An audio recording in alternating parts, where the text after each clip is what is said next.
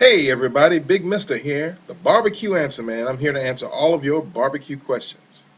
We have a two-pronged question today from my friend Andre.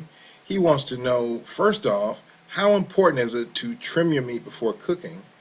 And secondly, he wants to know if you should remove the membrane on both beef and pork ribs. The answer to the first question is yes, you do need to trim your meat. I have only a few times in my life run up on pieces of meat that don't need any trimming, and none of them had anything to do with barbecue. Chicken, ribs, brisket, pork butts, they all need some trimming.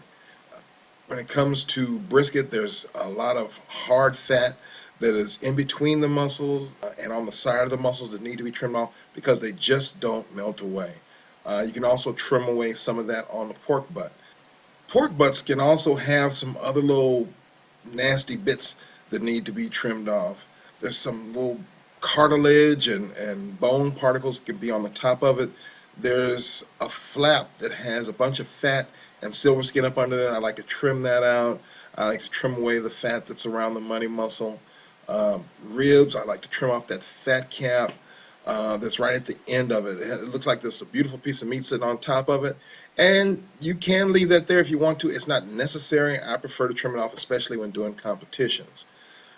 Chicken, there's a lot of fat especially on thighs. You want to trim a lot of that away. Some people like to trim the bones and stuff like that. Pull the skin off and do a lot of slippery things. There is always something that needs to be trimmed when you're doing barbecue because you want to cook the meat. You want to remove things that just aren't necessary. Now, don't try to sit up and get in between all the fibers of the meat and trim all the little fat out of there. That's flavor. You want that stuff in there. It's just the big hard hunks of fat that aren't going to melt away, that don't taste good. That's the stuff you want to get rid of. When it comes to trimming, probably the best thing, the multi-purpose tool would be something like this. This is a chef's knife. See that there? This is something you can use for trimming just about everything. Every now and then you run up on a piece of meat that has some little things. You want to do a little finer detail, especially if you're doing competitions. That's when you want to pull out something like this. This is a boning knife. See, the blade's a little slimmer, and it's also flexible, so you can get into little nooks and crannies that you want to trim out. Now, when it comes to trimming chicken, believe it or not, I do not use a knife at all. I like to use kitchen shears. You can get a lot done with kitchen shears. You can cut off the ends of bones. You can trim the skin on them. You can cut off fat that you don't need. Kitchen shears can work miracles with chicken. And now for the second part of the question, the membrane.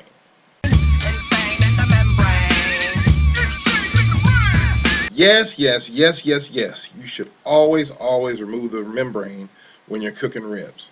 Now the question is, when should you do it? There is a school of thought that says, you should leave the membrane on while you're cooking because it helps retain moisture in your ribs. I don't subscribe to that. Remove your membrane on your ribs before you cook. I mean, that way you can put seasoning both on the front and the back, and it will get into the meat. If you leave the membrane on, you can't. It makes no sense to do anything on the back of the ribs because it's not going to affect it because you're going to end up pulling that off anyway. Pull your membrane off before you cook your ribs. Now, here's my question of the day for you. What is your favorite type of knife to use when you're trimming meat? Do you like a chef's knife, a boning knife, or something completely different? Be sure and leave your answer in the comments below. And click the like button that's right down there.